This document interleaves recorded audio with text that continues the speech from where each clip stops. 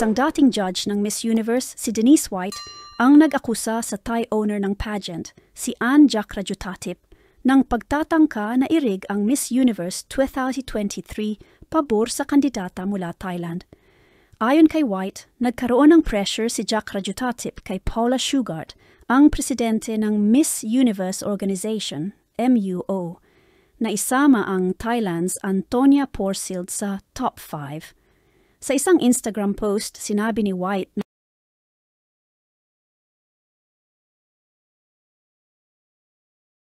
na nagbitiw si Shugart bilang presidente dahil sa mga hindi makatarungang pressure at nais niyang mapanatili ang ethics at fairness sa pageant. Gayunpaman, nilinaw ni White na hindi naapektuhan ang pag-judge at tapat pa rin ang mga hurado. Si Porsild, ang dating Miss Supranational, ay nakarating sa final round ngunit hindi nanalo. Ayon kay White, wala namang dayaan sa proseso. Ibinahagi rin ni White na si Jack Rajutatip ay nagalit nang hindi nanalo si Porsild at nagkaroon ng tensyon sa mga opisyal ng Miss Universe Organization.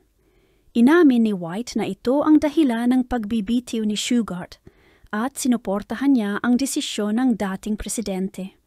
Tinuligsa rin ni White ang hindi pagkilos ng Miss Universe Organization sa mga issues sa Miss USA, kung saan nagbitiw ang mga title holders dahil sa abuse sa ilalim ng pamumuno ni Layla Rose.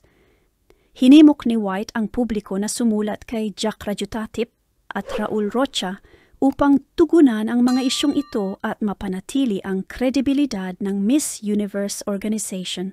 Hi guys, this is Ana Policarpio. If you find this video informative, please hit like and subscribe.